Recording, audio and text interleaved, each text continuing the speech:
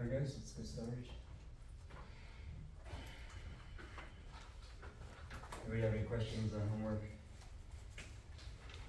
Or things we've already talked about? No.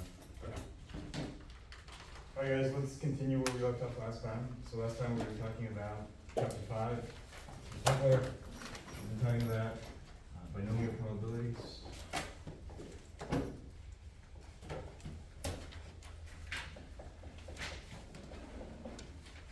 So we started with a motivating example.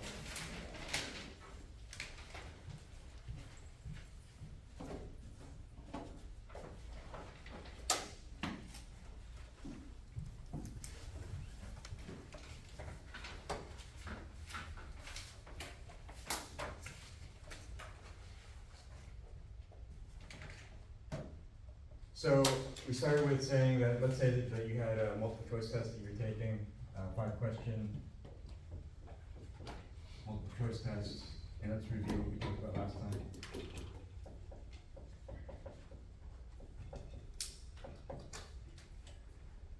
And let's say you were to randomly guess on all 5 questions.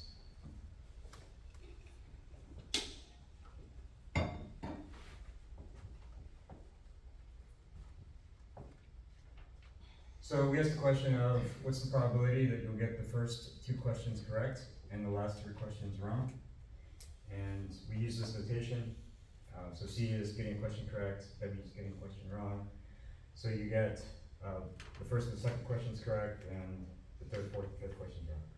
So we said because all these events have to be true in the same test, in the same event, that this probability are events connected with and, because all these have to be true in the same event. So the first has to be correct, and the second is correct, and the third is wrong, and so forth. So probability with events drawn by and, we said was multiplication rule. So then we're gonna find this total probability by breaking it up into separate probabilities drawn by and. So then probability of 1 question correct would be 1/4 times probability of the second question correct would be 1/4. And then times probability the third question is wrong is 3/4. Times probability the fourth question is wrong is 3/4. Times probability the fifth question is wrong is 3/4. And recall the multiplication rule actually requires conditional probabilities here. So it's actually the probability the first question is correct times probability the second question is correct, but assuming that you got the first question correct. But it turns out that that conditional probability in this example doesn't matter, because whether you get the first question correct or not, the probability of getting the second correct is still 1/4. So because they're independent events, you can ignore the conditional probabilities, and that's why you get the same probabilities for getting a question correct and the same probabilities for getting a question incorrect. Okay, so that's the answer to this question of the probability of getting the first 2 questions right and the last 3 questions wrong. And then we stepped it up a little bit and we said, what if all we cared about is getting 2 questions correct and the remaining 3 questions wrong, and we didn't constrain it to just getting the first 2 questions correct. So it was the probability of getting any 2 correct, and the remaining 3 wrong.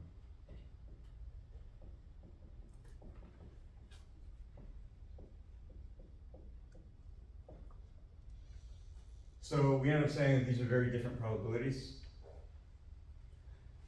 because in the second example, you're relaxing the constraints now so that you're allowing for any 2 to be correct and not just the first 2 like in the previous example. So because you're allowing for more probabilities, the likelihood of any one of those happening ends up being higher than the previous probability. And so we explored that last time. And we said that to fit this description of any 2 questions correct and the remaining 3 wrong has these possibilities in it.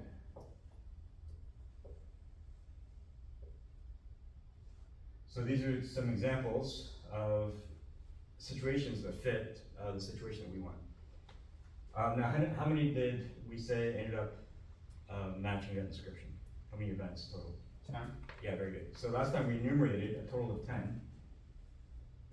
So if we want the probability of any 2 correct and the remaining 3 wrong, we're actually looking for the probability of either the first situation happening, or the second, or the third, until we have a total of 10.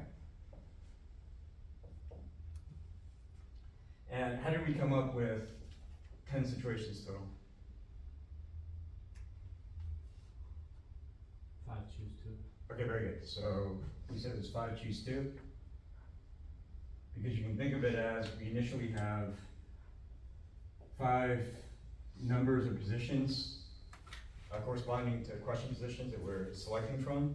And of those, we want to select 2 positions that we get the questions correct. And so this reduces down to having 5 numbers total, and then choosing 2 of them, where the order of the 2 within each group in the end doesn't matter. So that's why it's 5 choose 2. And so if we have this probability with events drawn by or, then which rule is it now? Addition rule. Yeah, that was the addition rule. So recall that the addition rule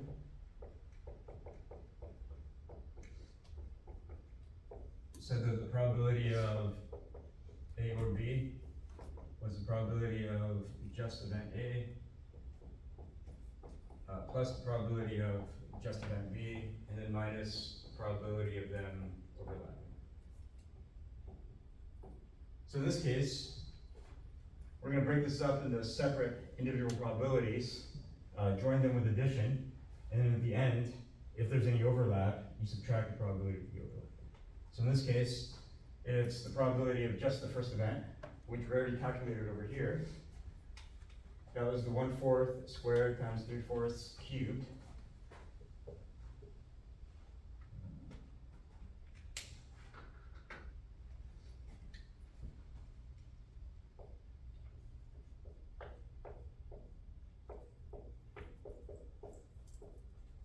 And that's just for this one probability. And what about for the probability of the next event? The same 1/4 squared times 3/4 cubed. Okay, very good. It ends up being the same, and the reason for that is the way that we get each of these probabilities came from the multiplication rule. Every time we see the probability of C, we multiply by 1/4. Every time we see the probability of W, we multiply by 3/4. This has the same number of C's and W's, so we're going to multiply the same probabilities that number of times. It's just in a different order, and multiplying numbers, the order doesn't matter. 3 times 2 is the same as 2 times 3. So this, again, becomes the same number. And this probability is the same. So then the addition rule is saying that to find this probability with events drawn by or, we're going to add up the separate probabilities. So we're adding up each of these same numbers 10 times. So another way of saying that is 10 times whatever this number is. So 10 times 1/4 squared times 3/4 cubed.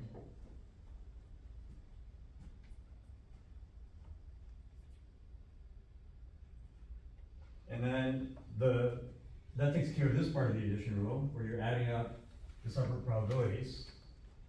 But then technically the addition rule is saying that you subtract out the overlap. So the overlap means that if you look at any of these separate events, what's the probability that they'll occur together in the same event? So on the same test, you get exactly the first 2 questions right and the last 3 questions wrong, but on the same test, you also get exactly the first and third question right and get everything else wrong. So what's the probability of that happening, that on the same test, on the same scantron, both of these occur together? Yeah, that can't happen. So we call those disjoint events or mutually exclusive events where they can't happen together. And so the probability of any overlap, any of these events happening together is 0. So this probability at the end here happens to be 0, so then we can ignore it. So then you can subtract out a 0, or you can just ignore it because the number minus 0 is itself. And so at the end, this final probability that involved all these events drawn by OR that we found using the addition rule ends up being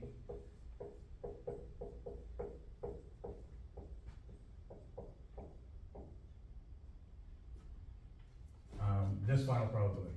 So you notice if you compare this final probability to the original in the previous question,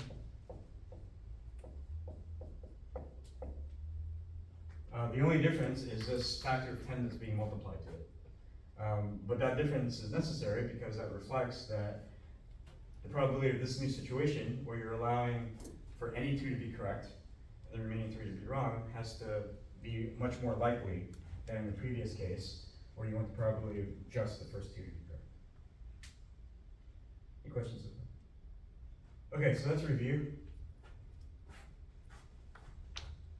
So let's generalize this answer that we just got. Instead of 10 times this number, we're going to put it back into how we got the 10 in the first place, which is the 5 choose 2.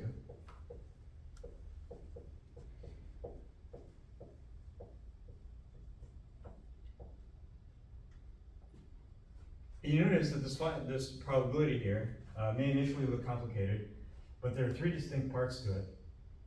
So one part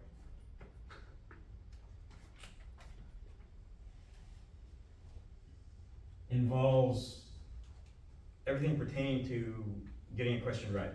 So 1/4 is the probability of getting one question right. The 2 is that the fact that you want two questions to be correct. So you're multiplying 1/4 by itself 2 times. And then, so that's one component, everything that has to do with getting a question correct. Because we wanted any two questions to be correct. And so the second part has to do with getting a question wrong. 3/4 is the probability of getting one question wrong. And you're multiplying that number, this number of times, 3 times, because you wanted the remaining 3 to be wrong. And then this component reflects the idea that you're allowing for any two questions to be correct, and not just the first two, or not just any particular two. So this part reflects that, is that this is the total number of ways that you can have two questions right, or select two things from 5. Any questions? Okay, so let's generalize this idea.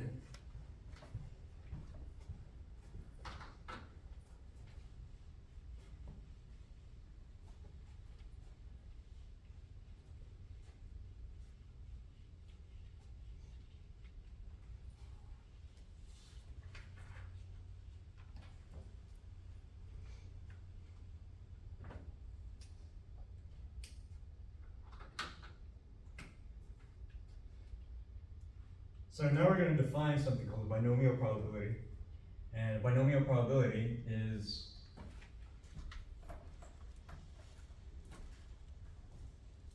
basically it gives us a formula to this situation, which is the probability of exactly X successes out of N trials. So if you have a situation where you're trying to find a probability of a situation with this structure, exactly this number of successes out of another number of trials, then there's a formula that you can use to find this probability. The formula is N choose X times P raised to the X times 1 minus P to the N minus X. So the first time you see this, it will probably be hideous. But after we talk about it, not so bad. So the X and the N here have already been defined. Those are what's inside that situation that you're trying to find the probability for. That's the X and the N here. So the only thing that's really missing is what this P means. And so P is defined as the probability of success for each one trial.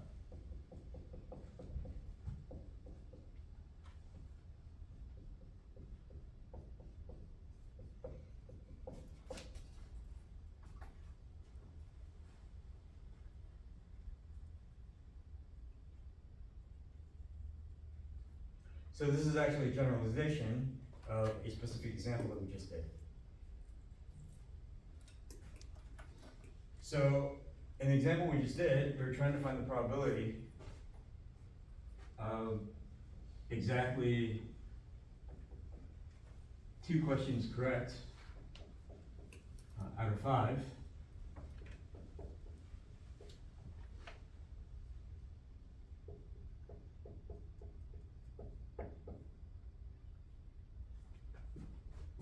And because this probability fit this structure that we were talking about in the general case, so we were trying to find the probability of exactly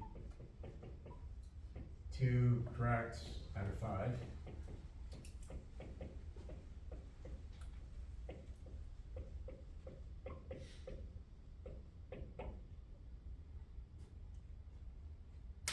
So the 2 matches the x in the general structure, the 5 matches the n.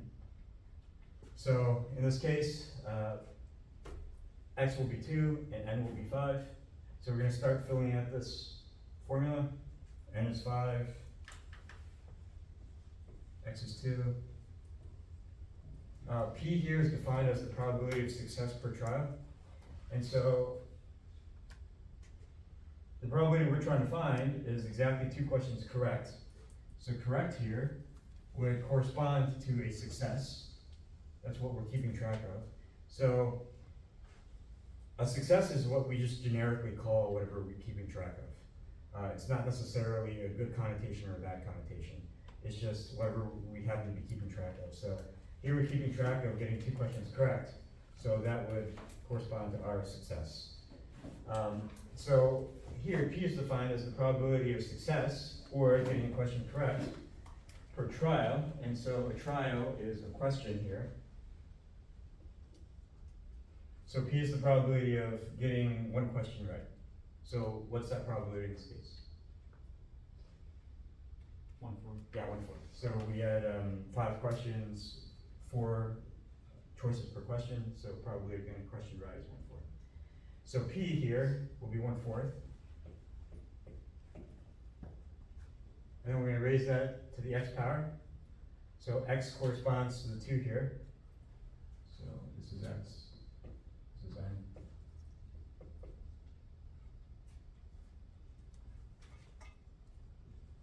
And then times over here 1 minus p. So if p is 1/4, then 1 minus p is 3/4.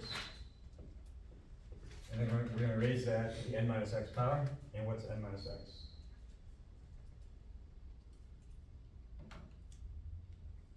3. Okay, good. So n is 5, x is 2, so that'll be 3.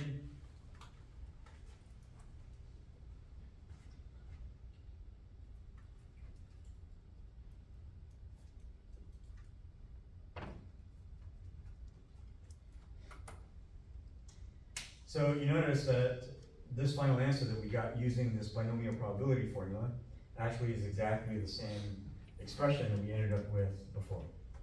So this binomial probability, again, is just a formula that allows you to find a probability of a situation with this kind of structure. And really it's nothing more than reasoning through the individual components like we did before.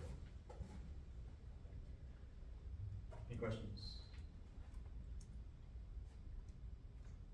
Okay, so some things I want to point out is that you notice that these 2 exponents end up adding to what? 5. 5, which represents what in this case? The total number of trials. Yeah, total number of trials at n. So if you add these 2 up, you'll get 5, which is this number representing the total number of trials. And again, if you look at the general case, the algebra here, if you added up x plus n and then took away an x, then you'll get n, the total number of trials. So if you add up the exponents, you'll get n, the total number of trials. So what about if you added up these 2 bases of the exponent, the p and the 1 minus p? You get 1, which is 100%. So if you add up 1/4 plus 3/4, you'll get 1. If you add up p plus 1 and take away a p, you'll get 1. Okay, so, the bases here add up to 1, and the exponents add up to the total number of trials. And why do the bases add up to 1? It's because, in this case, the probability of getting a question right, plus the probability of getting a question wrong, has to be 100%. Right, so that's why, and the reason for that is that we're assuming there's only 2 possibilities for each trial or each question. So for each question, you can only get it wrong or get it right. So we're assuming that there's only 2 possibilities. And because of that, if you add up the 2 possibilities, the probabilities of those, you'll get 100%. So that brings us to why this binomial probability is named that. So bi is a prefix for 2, and so part of the reason this is named the binomial probability is that we're assuming that there's only 2 outcomes for each trial, or in this case, for each question, there's only 2 outcomes. You either get it right or get it wrong, and that's why these probabilities are adding up to 1. Any questions? Okay.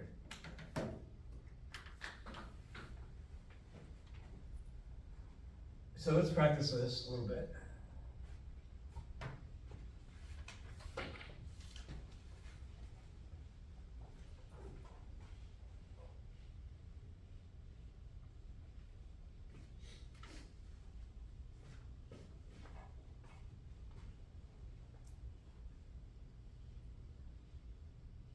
So one thing I want to mention is that we said that this binomial probability is a formula for finding a probability of a situation with this structure. Now, this word exactly is there just to emphasize that if you have 2 successes, for example, out of 5 trials, and that must mean that you have 3 non-successes out of the 5. So if you get 2 questions right out of 5, that must mean that you get 3 questions wrong out of 5. So that's what this word exactly emphasizes. But don't rely on it as a buzzword for you to know when to use this formula. So oftentimes, this exactly will be implied, but it won't be stated. It'll just be, find the probability that you get 2 questions right out of 5. But it's implied that it's exactly, which means that 2 questions right out of 5 means you get 3 questions wrong out of 5 as well. Okay, any questions? So I'm gonna put this in parentheses, to mean that it's implied and not necessarily has to be stated. Okay. So let's do the next example. So let me share with you guys an anecdote of my life. When I was graduating from college, my senior year, there were career fairs all on campus. And recruiters came to campus in order to interview potential hires. And basically, there were so many people in line to be interviewed that the recruiters basically threw out 1 or 2 questions that was able to weed out as many people as possible before anybody who passed that round would be questioned further or invited for further interviews. So the question they actually threw at me to try to weed out as many people as possible is, they asked, let's say that you have a fair coin that you flip 10 times.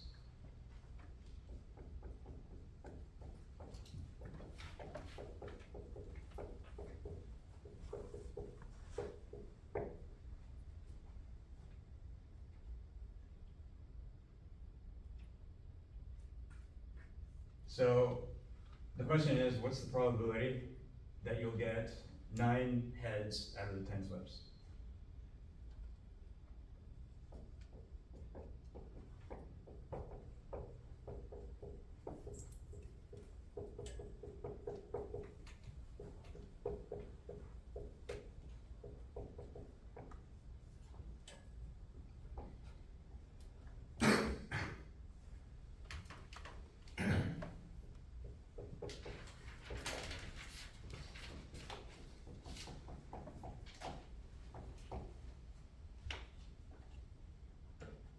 Okay, any ideas?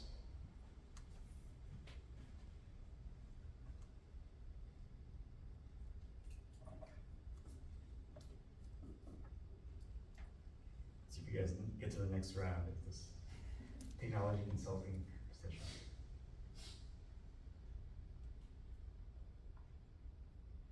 Alright, well, if it's a fair coin, then obviously you've got 50% chance each time of hitting heads.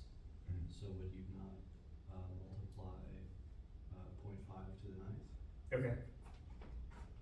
So 0.5 or 1/2 raised to the ninth.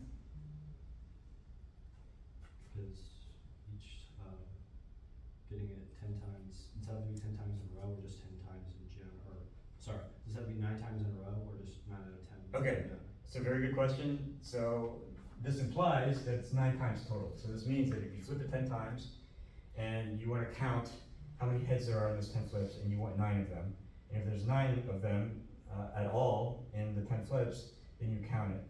And you count the proportion of times that this happens. You get 9 heads out of 10 flips. Alright.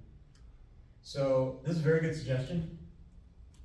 But again, based on us explaining the details of this question, is that you're allowing for any of the 9 flips to be heads. And if all 10 flips were heads, that doesn't get counted because you're only counting 9 heads out of 10. So this is a great suggestion, and this relies on the multiplication rule. So this is basically implying that the first 9 flips are heads. But if we want, let's say the 10th flip to be tails, so that we get 9 heads total, then how many tails must we have if we want 9 heads at 10 flips?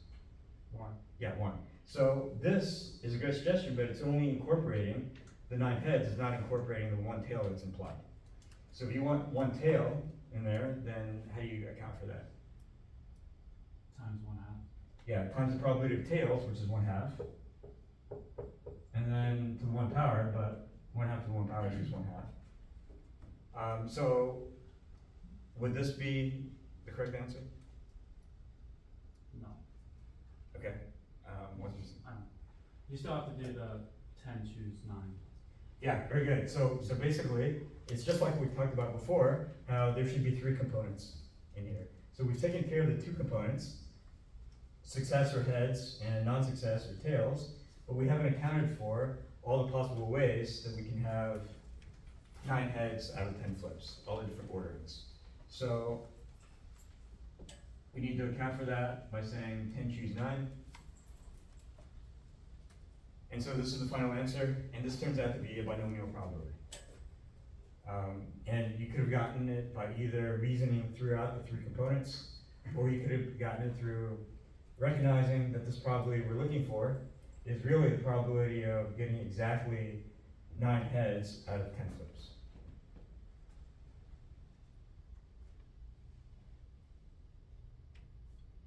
Any questions?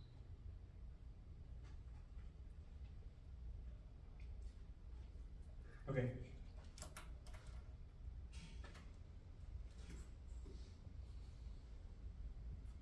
Let's try the next question. Let's say that you're given a multiple choice test in this class. Let's say 32 questions. So multiple choice test. 32 questions.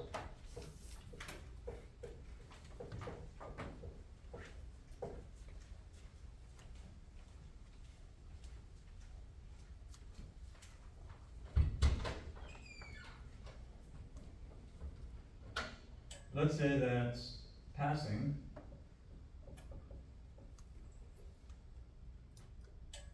is defined to be getting 20 correct or more.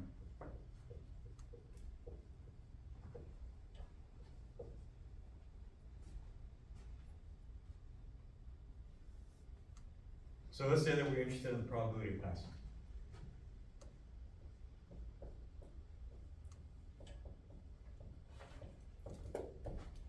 If we were to guess on all 32 questions.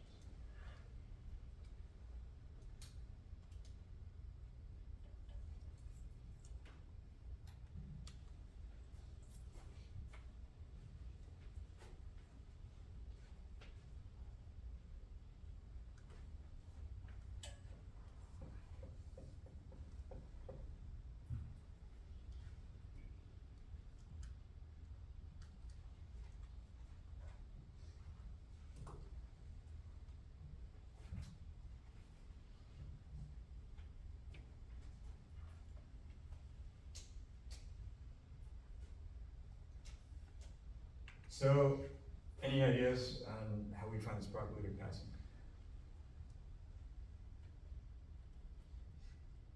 The first part would be 32 choose 20, because that's the amount of possible combinations of correct and incorrect answers. Okay. And then you can either get the question right or wrong, so the probability of success for each question is 1/2.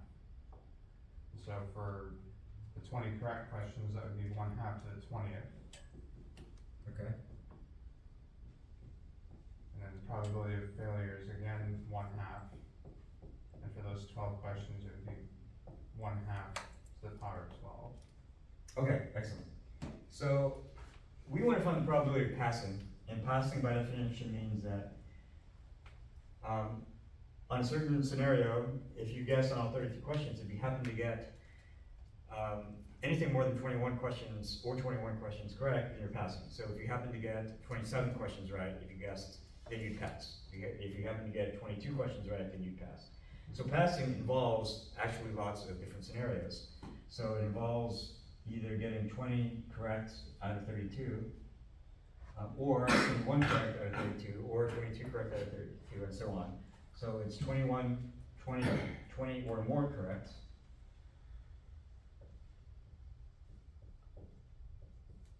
Out of 32.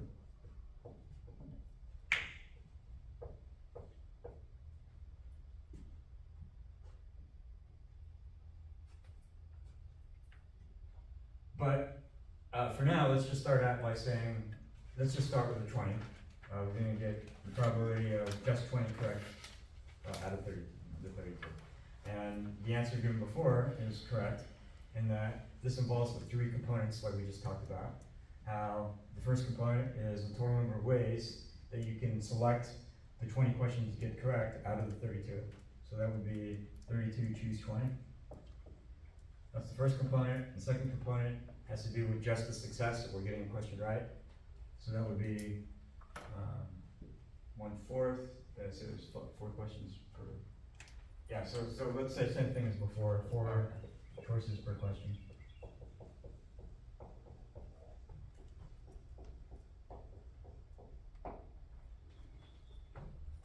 So the probability of getting a single question right out of 4 would be 1/4. And then you want 20 to be correct, so that would be 1/4 to the 20th. So that's getting a question right. Getting a question wrong would be probability is 3/4. And then raise the number of questions you want wrong. So if you were to get 20 questions correct out of 32, how many questions are you getting wrong out of 32? 12. Yeah, 12. So this ends up being the probability of getting just 20 questions correct out of 32. And again, this is a binomial probability. If you punch this in your calculator, you get one single number that represents that probability. Any questions?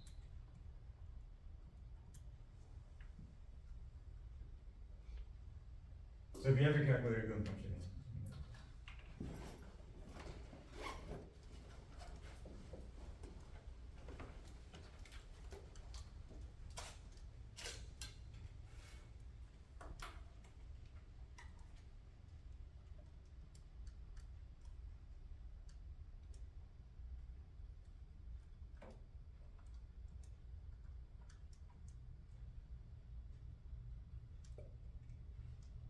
Alright, well, I got a very, very small number because it's exactly 20.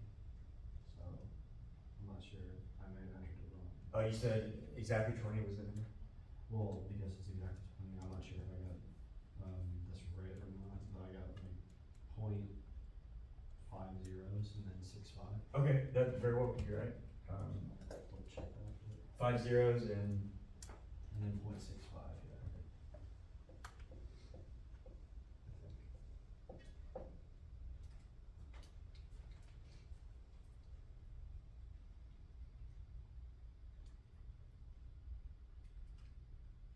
okay. So you guys go ahead and try to verify that. That's also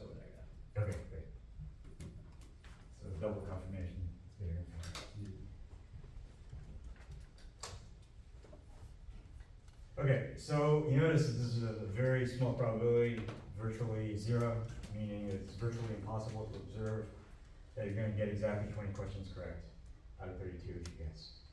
So, but this is a probability of getting just 20 questions right out of 32. We want the probability of passing. So, any ideas on how we go from this answer to the probability of passing?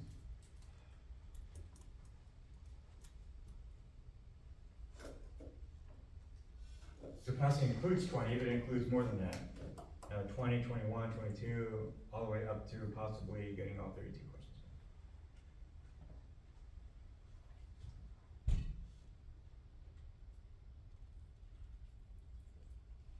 Guesses? Okay. So this probability that we want of passing actually is logically equivalent to the probability of getting 20 questions correct, or 21 correct, or 22 correct, all the way up to possibly 32. So a probability with events shown by or, we said was which mathematical rule? Addition? Yeah, that's the addition rule. Good. So the addition rule says that you can separate out these events and find the individual probabilities for each of the events, and then combine them by adding them together. So this would be the same as the probability of getting just 20 correct out of 32, plus the probability of getting 21 correct out of 32, plus 22 correct out of 32, and so on, all the way up through all 32 correct out of 32. So if you're to add up all those probabilities up separately, then by the addition rule, that's actually the answer to the probability of passing. Now, from our review earlier, you saw that the addition rule actually involves, in the end, recall that the addition rule says probability of two events drawn by or is the probability of the addition of the two events. But in the general case, you also have to subtract out the probability of any overlapping events. So in this case, if you look at any arbitrary events, like in one situation, you guess on a 32 question test and you get 20 correct, and in another situation you guess and you get exactly 21 correct. Is there any instance where on the same test you're getting both exactly 20 correct and exactly 21 correct? No, that can never happen. So they're mutually exclusive events. They can't happen in the same event. So because of that, the probability that they'll happen together in the same event is zero. So this subtraction ends up being zero and you can ignore it. And that's why the answer to this is just the addition part of the addition rule, where you're just adding up the individual probabilities. So this probability of passing then involves adding up all the probabilities from 20 to 32, which is 13 different probabilities. And it turns out that we already found one of the probabilities. We found the first one. And so how do you find each remaining probability? For example, let's look at this one in particular, the probability of 21 correct out of 32. How would you find that? You can substitute 21 for 20 in the previous probability. And Yeah, then- very good. So over here, we found 20 correct, so all we do is substitute in 21 instead. And then every time we see 20, you can replace that with 21. Probability of getting a question right is still 1/4, but now instead of getting 20 right, we want 21 right. Probability of non-success or getting a question wrong is still 3/4, but instead of getting 12 wrong, how many do we expect to get wrong now? 11. Yeah, 11. So this would be the only difference if we were finding the next probability, which is the probability of getting 21 questions correct. And so on. So you would do that for the remaining probabilities. If you wanted the probability of 22 right, now you replace the 21 with 22, and replace this 11 with 10, and so forth. So each of these probabilities here in the sum are also binomial probabilities. So to find the absolute correct answer for the probability of passing, you would have to use that binomial probability formula, going from 20 to 32, or 13 times, and add up all these probabilities. So I'm not expecting you to actually compute this formula 13 times and add them all up, but this is the game plan that has to be done in order to actually find this answer. Any questions? I do have just one. So Sure. will there be any questions like this on the test where we have to punch it in, where we have to punch in this binomial probability multiple times? Okay, so it's never gonna be where you have to do it 13 times. Okay. But it might be where you have to do it like 3. Very, okay, yeah.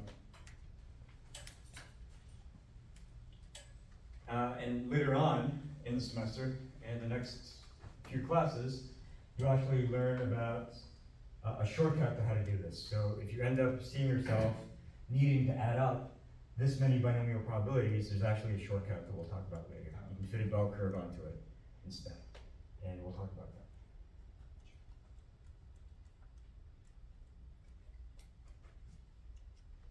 Okay, any questions?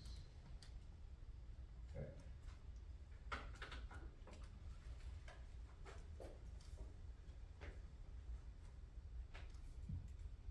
So let's use some more examples.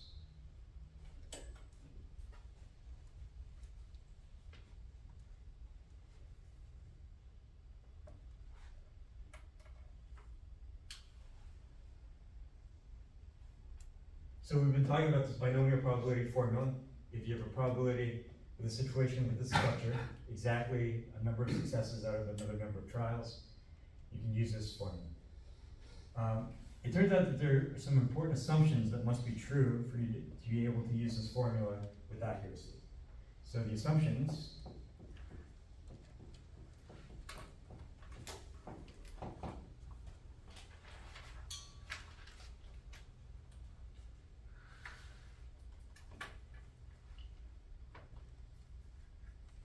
the first thing is, this is related to what we've been talking about earlier, which is you're assuming that you only have 2 events per trial.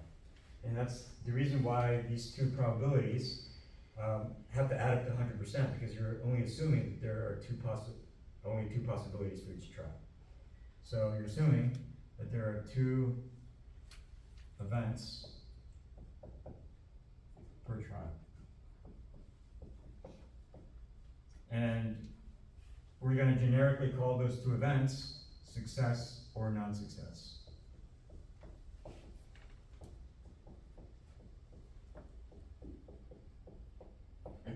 Your book actually calls the non-success, it actually calls it a failure. But we're going to call it non-success and keep it positive in this class. Also, the reason for that is success and failure makes it seem like there's a positive and a negative connotation. And that's definitely not true. Success is just whatever we happen to be keeping track of. And non-success is what remains. So success and failure just sounds like there's a bias, there's a connotation associated with it, and that's not the case. Okay, so in order to use this formula, we're assuming that for each trial, there's only these 2 possible events, success or non-success.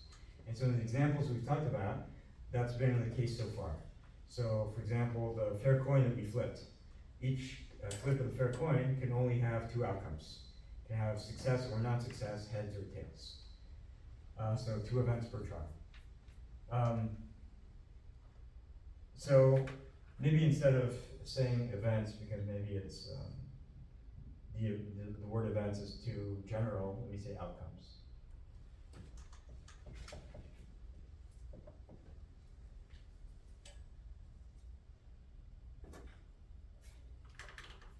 So another example that we did where we used this binomial probability formula was randomly guessing on a multiple choice test, where you said what's the probability of getting 2 questions correct out of the 5? Well, each question or each trial only has 2 outcomes.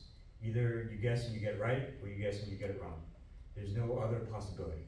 So it's either success or non-success, getting a question correct or wrong. So all those examples where we were able to use this binomial probability formula had this assumption. Any questions? So let's look at a counterexample of that.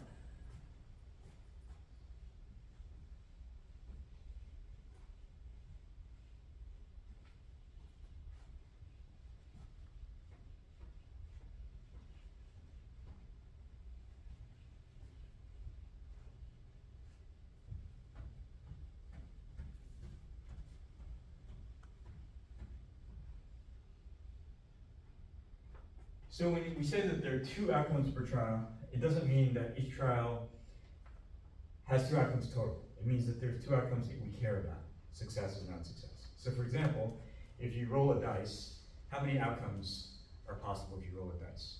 Let's say standard dice. Yeah, six sides to a standard dice. So technically speaking, that dice has 6 outcomes. But let's say I were to ask you that you roll this dice 10 times. So roll standard dice. So I think singular is 1 die, 10 times. That's my favorite student. Thank you. See, look, that's not wrong. Still high. One dice. Yeah, one well, dice. yeah, Oh, so, that sounds fun. yeah, so singular is die and plural is dice.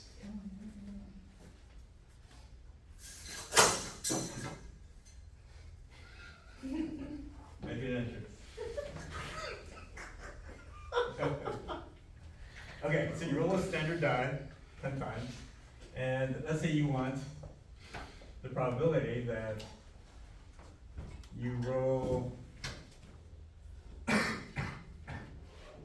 7 even rolls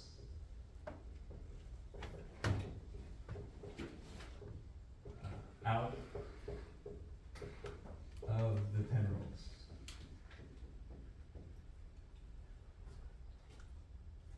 So even though a standard die has 6 sides or 6 outcomes total, in this case, this question, we want the probability that you roll 7 even rolls.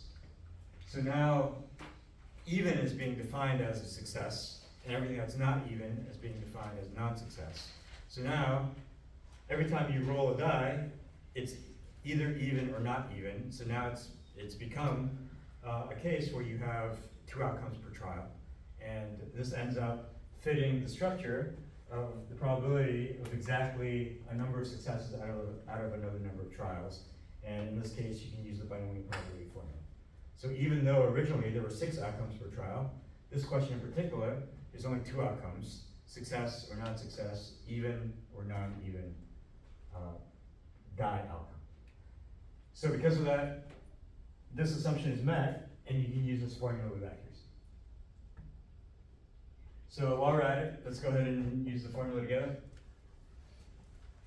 So the first component will be n choose x. What's that?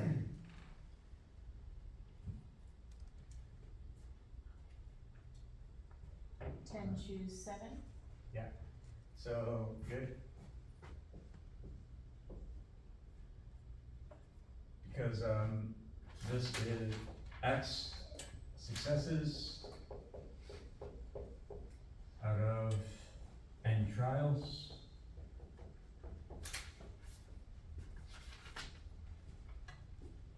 So it's 10 choose 7 times the probability of success per trial. 1/2. Yeah, very good. So even here is being defined as a success, rolling in even a number. And there are 6 numbers total on a die, 1, 2, 3, 4, 5, 6. And then if you count all the even ones, 2, 4, and 6, there's 3 even out of the 6 outcomes. So 3 out of 6 is 1/2. So I'll just write 3 out of 6. And then raise to the number of successes you want, which is 7 in this case, times the probability of non-success or not even. Also 3/6. Yeah, also 3/6.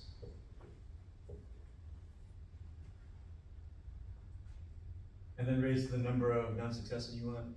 3. Yeah, 3. So if you have 7 successes out of 10, you must have 3 non-successes out of 10.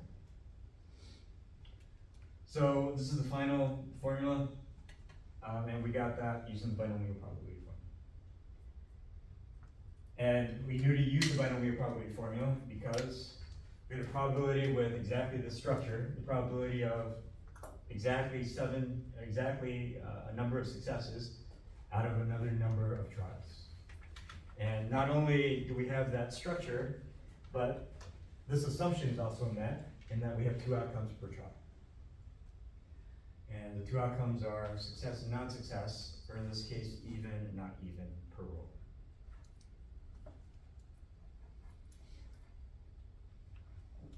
All right. So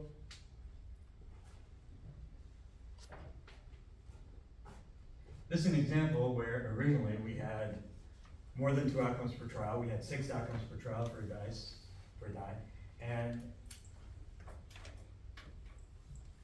there's only 2 outcomes that we cared about, even or not even, so that's why this ended up being a binomial probability. Let's look at another example.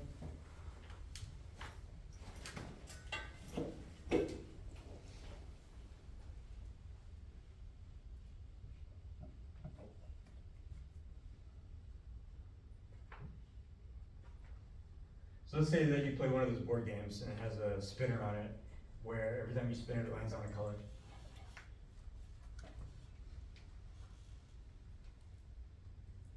And let's say that this is split into 3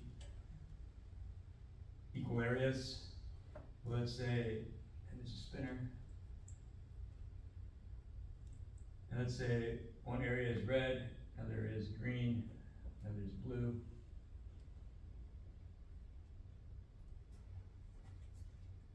And let's say that you spin this 20 times.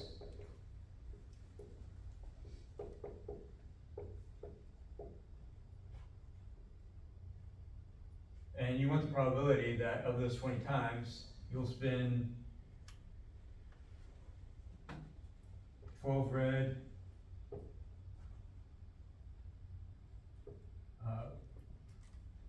5 green, and 3 blue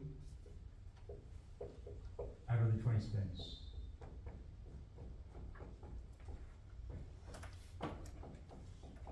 So the question is, can you find this probability using the binomial probability formula that we talked about?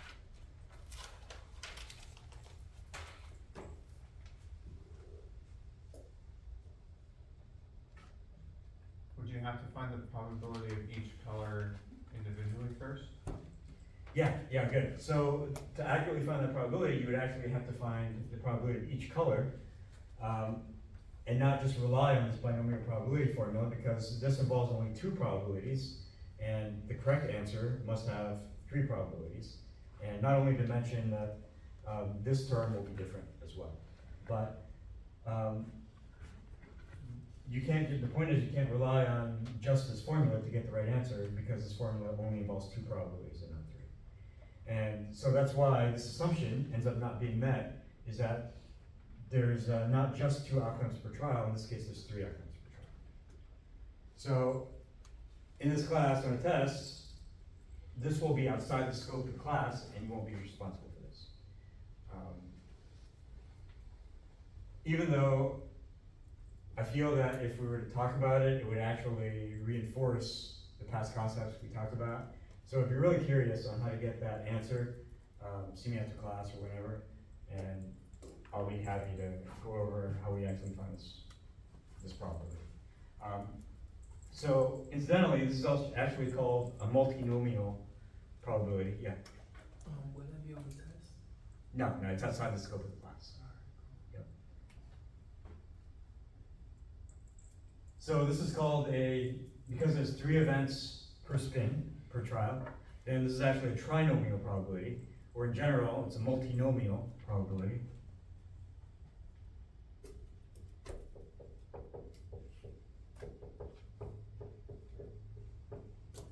And you won't be responsible responsible for multinomial probabilities in this class. You'll only be responsible for binomial probabilities.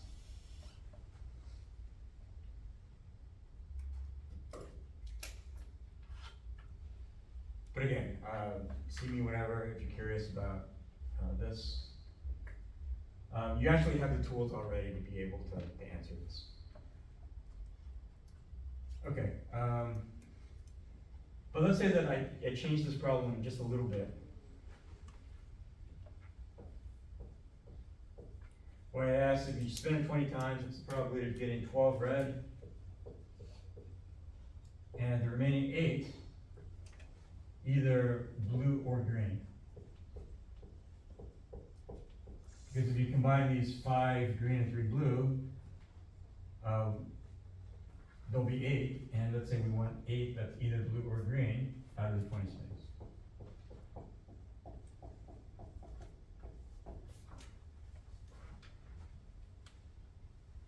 So the question is, can you use the binomial probability formula to answer this question? Yes. Okay, very good. So the short answer is yes. You can definitely use this binomial probability formula. And the reason for that is that you can convert this into a situation with this structure. Meaning, if there's only 2 outcomes, 12 that are red and the remaining that are not red, which are being described as blue-green, then there's only 2 outcomes here for each spin. And you can call one of the outcomes success. Let's say we call the red success. And everything else is implied to be the non-success. So this is saying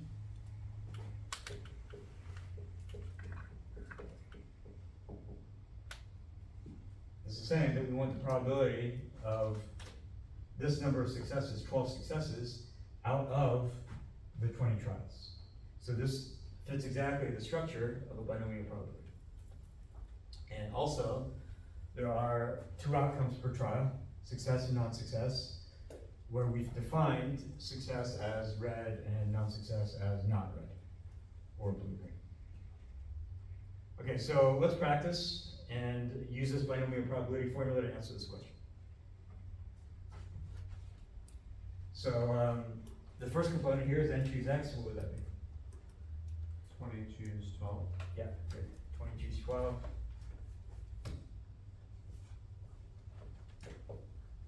Times the probability of success. In this case, success is being red. 1/3. Yeah. So that'll be, we're assuming equal areas here, so that'll be 1/3.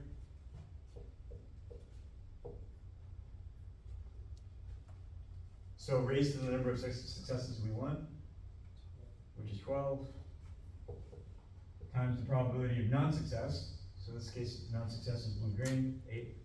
2/3. Yeah, 2/3, because the probability of blue-green is 2/3 of the time. Raise the number of successes we want. Yeah. Sorry? Never mind, I thought I had asked. Oh, okay. So it'll be 8, because if we have 12 successes out of the 20, then the remaining 8 will be non-successes.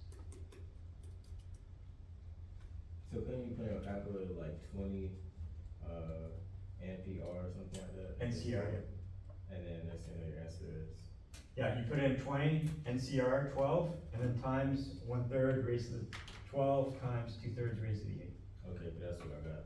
That's what I got. Okay, good. So incidentally, since you already have a number, what's the number? 125970. Like that? Yeah. What one? Okay, good. So that's saying that 12% of the time, this will happen where you're getting 12 red spins out of the 20. Okay, so we got this correct answer by using the binomial probability formula, because we said that the assumption was met. Well, 2 things, because not only the assumption was met, but the situation that we're trying to find the probability for was in this structure of exactly this number of successes out of another number of trials. So these 2 conditions were met, so that we could use this binomial probability formula. But in using the formula, we had to choose what we meant by success. because we had to find the probability of a success, P here, so we had to choose what it meant to be a success. So we happened to choose that success meant red, but that was an arbitrary choice. We easily could have chosen that red was a non-success and blue-green was a success instead. So in this case, we had chosen that red was a success, and this was the result that we got. So let's do the alternative, where we choose success to be blue-green and see if we get the same answer. So we should.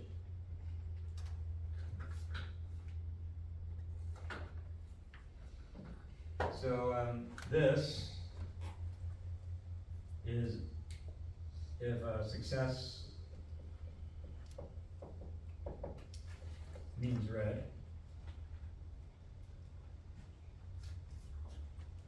So now we'll do the alternative where success is blue-green.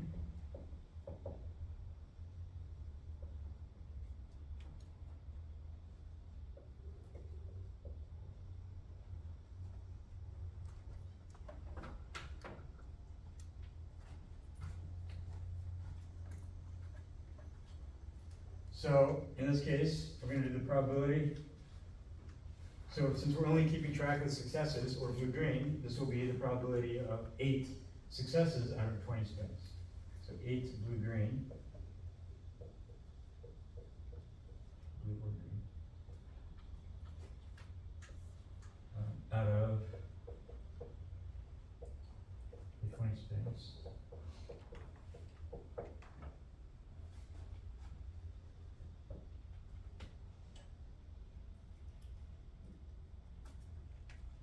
So before, we were keeping track of the probability of 12 red out of 20 spins. Now we're keeping track of the probability of 8 blue-green out of 20 spins. But we're going to use the same formula. So now, x is our success. X is our number of successes, and n is the 20. Versus before, x was 12. But our definition of success was different before. Before, success was red, now success is blue-green.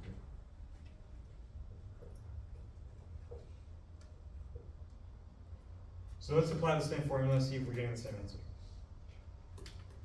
So the first component, n choose x will be what now? 20 choose 8. Yeah, 20 choose 8.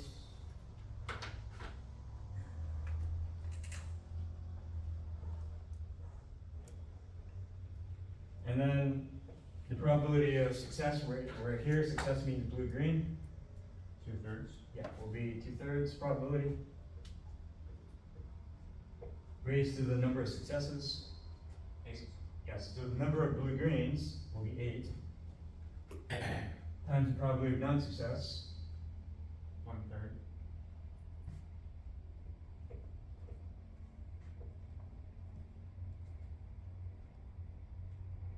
And then raised to the number of non-successes or red that you want.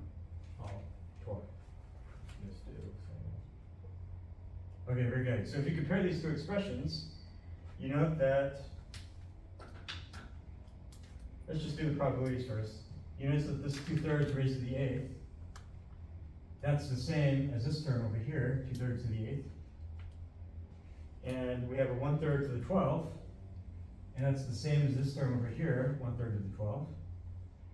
And there's the last component, 20 choose 8, but that looks different from 20 choose 12. But remember last time, we actually talked about how they're actually the same. Where if you punch in 20 choose 8 and 20 choose 12 in your calculator, you'll see that they're the same. So the reason for that is the bottom is saying how many ways are there to, if you have 20 numbers total, how many ways are there to choose 8 numbers out of those 20, how many groups of 8 objects are there from 20? And this is saying, once you've chosen those 8 objects, how many ways are there to have 12 remaining objects in there from 20? It has to be the exact same number. So that's why these are the same.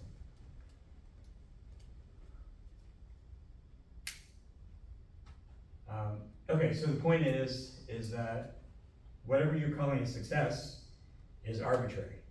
And you'll get the same answer using the binomial probability formula regardless of what you deem as a success.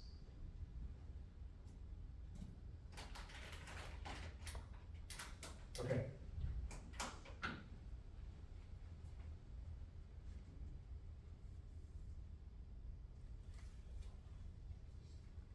So that's the first assumption, is that there has to be 2 outcomes per trial. And so let's talk about the second assumption, where you can use this formula with accuracy. So the second assumption is that you have to have independent trials.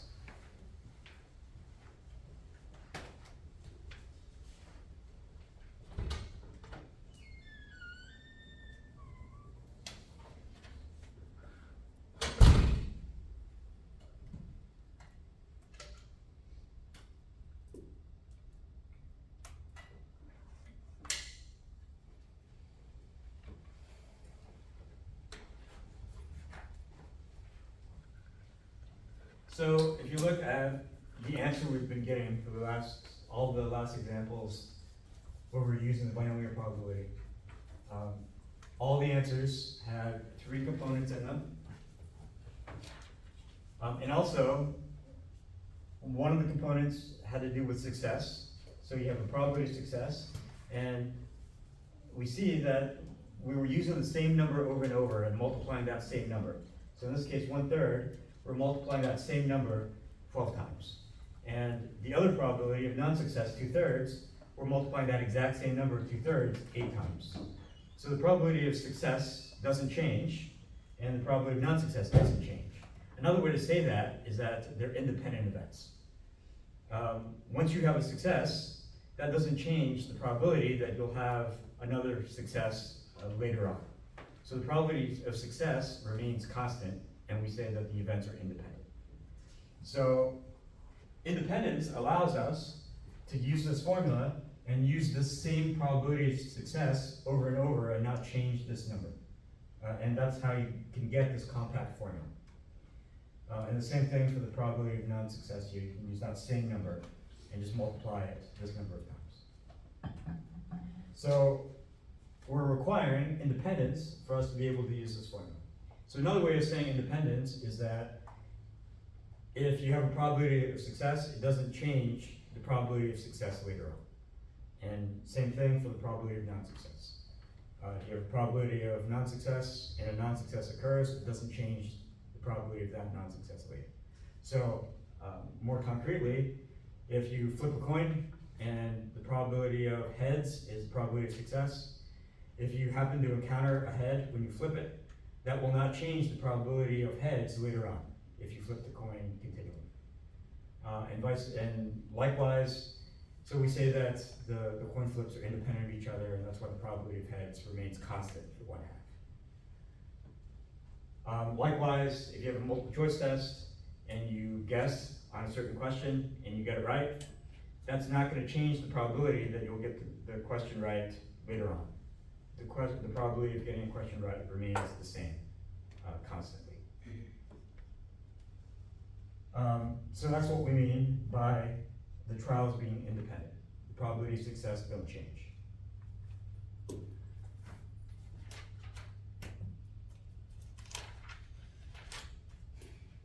So let's look at an example.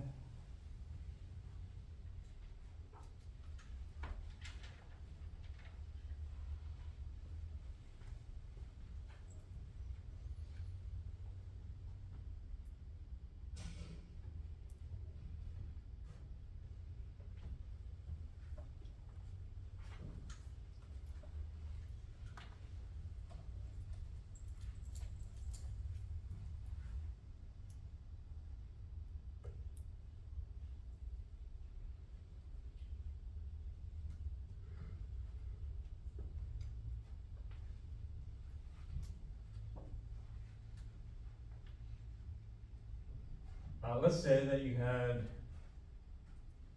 a company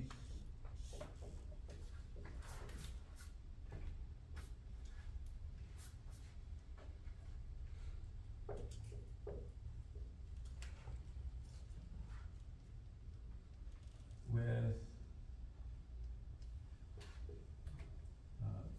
employees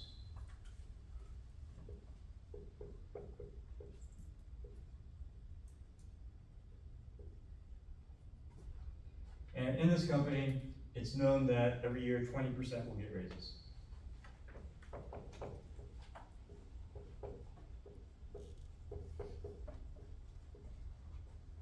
So in this case, how many of the employees will end up getting raises? 20% of 50 is 10. 10. Okay. So in this case, 10 will get raises.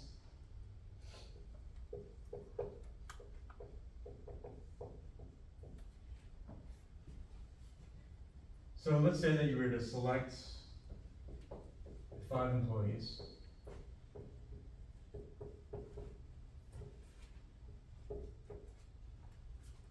You want the probability that you'll observe 2 employees getting raises out of the 5.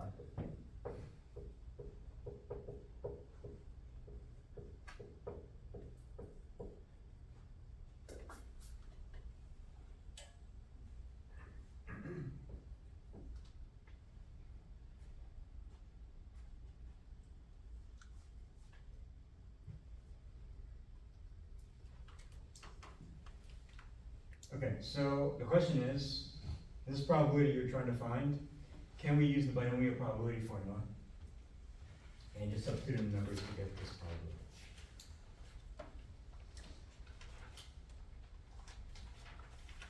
So remember, in order to use the formula, 3 things have to be true. The most important thing is that the situation you're trying to find the probability for has to fit this structure of exactly a number of successes out of another number of trials. And also, these 2 assumptions also have to be met. So let's go through them one by one. So first of all is the structure met. Do you have a probability of exactly 2 successes out of 5 trials? Yeah. Yeah, so it looks like the structure is met because you don't have the word exactly here, but if you put in the word exactly, it would have the same meaning. Because if you want 2 people to get raises out of 5, that implies that 3 must not get raises. So that means that you want exactly 2 to get raises out of 5. So the structure is met, and let's check the assumptions. Are there 2 outcomes per trial? Each employee, does he end up getting a raise or not a raise, success or non-success? Yeah. So in that case, the first assumption is met. The second assumption is a question of whether each person is independent in terms of whether he gets a raise. So to answer that question, imagine one person gets a raise. So the probability of the first person getting a raise is what? 20%. Yes, 20%, or you can think of it in the numbers. 20% total means that 10 people total get raises. So the first person getting a raise would be 10 out of the 50, which is 20%.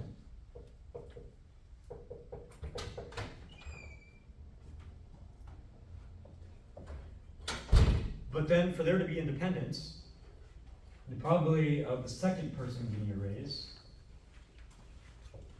after the first person gets a raise, or given the first person gets a raise,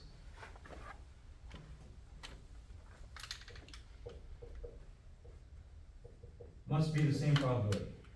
That's what it means to be independent, is that this conditional probability needs to be the same as the non-conditional probability. So the question is, does this condition affect the probability of the second person getting a raise? Is the probability still 10 out of 50 or 0.2? So if the first person were to get a raise, now that means there's one less person in the group to get a raise, and there's one less person total. So what's the total number of people who could get raises now? 49. Yeah, there's 49. Well, there's 10 people total who get raises, and if one person already got a raise, there's 9 possibilities for getting raises now, out of a total of 49. So 9 out of 49 turns out to be a different number than 0.2. Turns out to be, so the point is it's different. So because these are different numbers,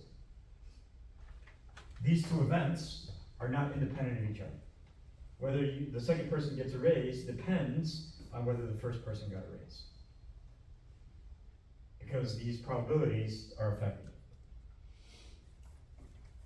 So, because of that, these events, the probability of success or getting a raise is not independent. Because if one person gets a raise, the probability of getting a raise changes for the next person. And because of that, these are not independent trials, and you cannot just use this formula with accuracy. Because this probability of success now changes. It doesn't stay the same so that you can raise it to a value. So the point is that because you can't use the binomial probability here, this question would be outside the scope of the class, and it won't be on an exam. So if you happen, but that said, it might be on an exam, but you need to know that you're not able to answer it based on the tools that we talked about. So if this were on an exam, you should be able to say, this is not binomial, and move on. So this is not a binomial probability.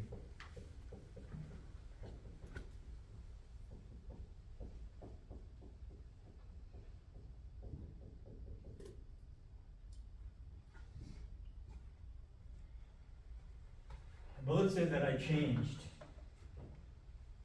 this just a little bit. So instead of 50 employees, let's say that there are 500 employees now, and everything else is the same. 20% get raises, but if 20% get raises, then how many total people get raises? It'll be 20% of 500, 100. 100. So 100 people total in the company get raises, and again, everything is the same. You select the same 5 employees, and the question is, what's the probability of, again, 2 people getting raises out of the 5? So before, we said it wasn't binomial because the probability of success changes after each employee gets a success. But let's see if that's the case now, if we simply change the number of total employees. So what's the probability that the first person gets a raise if we had changed the number in the company to 500? 100 and 500. 100 divided by 500, which coincidentally is 0.2.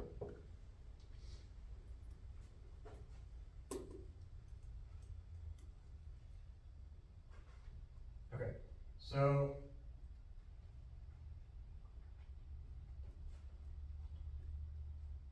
let's answer the next question, which is after the first person gets a raise, or assuming the first person got a raise, what's the probability now that the second person will get a raise?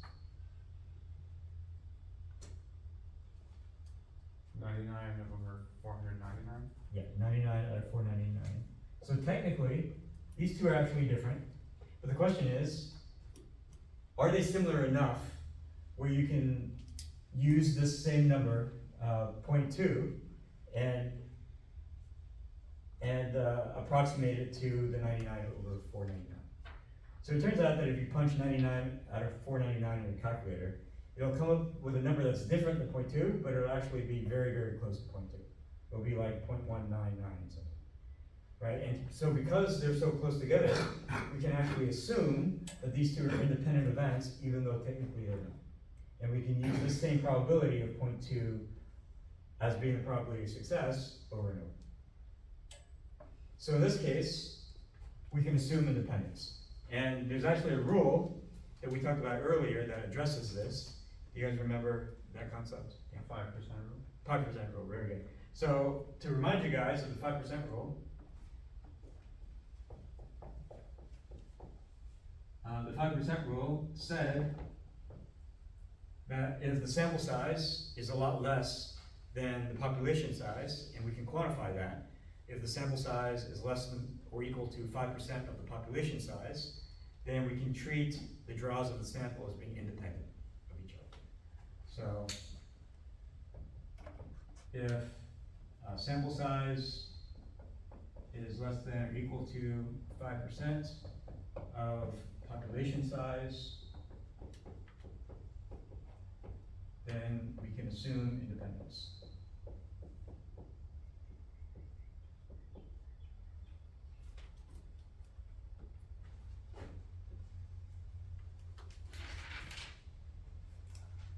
So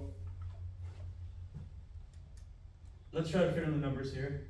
So in this case, what's the sample size and what's the population size? Sample's 5 and the population is 500. Okay, good. So the number you select, we're selecting 5 employees, that's the sample. And the population size is everything. And so the total number of employees is 500. So is 5 less than 5% of 500? Yes, it's 0.01. Yeah, so 10% of 500 is 50, and 5% of 500 is half of 50, which is 25. So 5 is definitely less than 25. 5 is less than 5% of 500.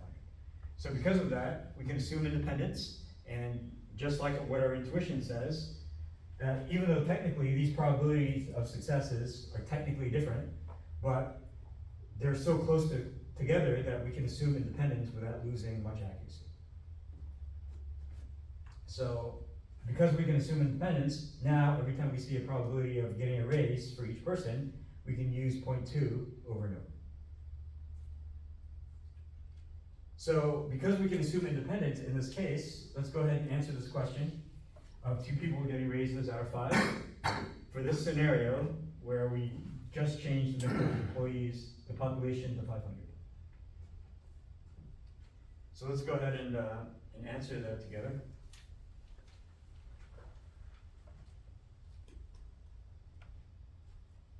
So we can use the binomial probability formula because it fits the structure of the probability of exactly a number of successes out of another number of trials. Because we want exactly 2 people getting raises out of 5. So that structure is the most important. And then also the 2 assumptions are met. There are 2 outcomes per trial for each person. They either get a raise or not, success or non-success. And also each person is independent. If one person gets a raise, it doesn't change the probability of the next person getting a raise. So because of these 3 things being true, we can use this formula. So let's use it together. So what's n choose x in this case? 5 choose 2. Yeah, so this is the probability we're trying to find the answer to. 2 people getting raises out of 5. And this is the probability of x successes out of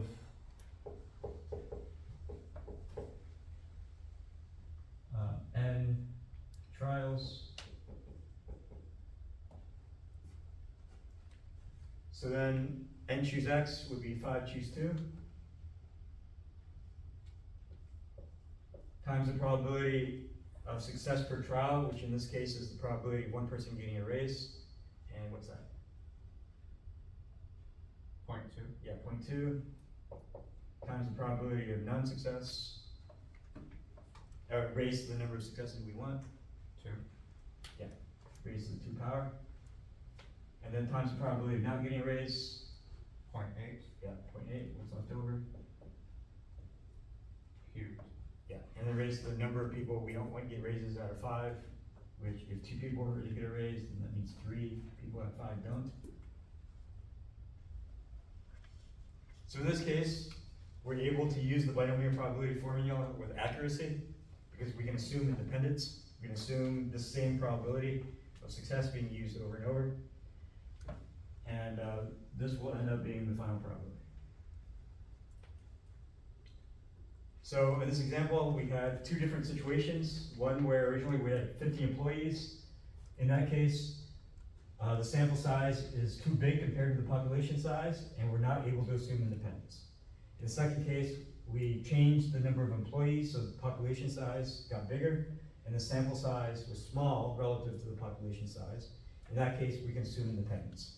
And we were able to use the binomial probability formula and get this answer. Any questions?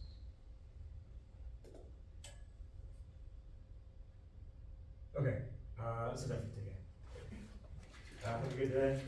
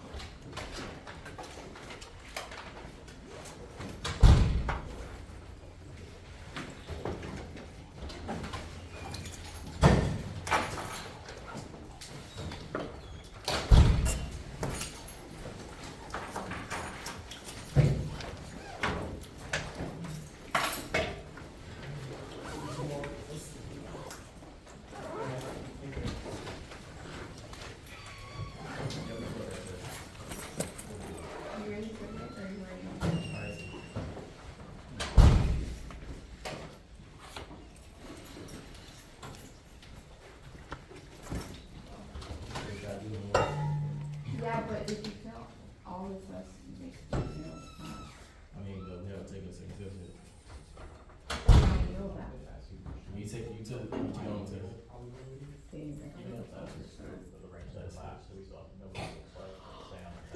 Answer the rest. They don't hear that. But it's, we studying. Yeah, you still have to be able to identify that it's not. What's your name? Well, So what you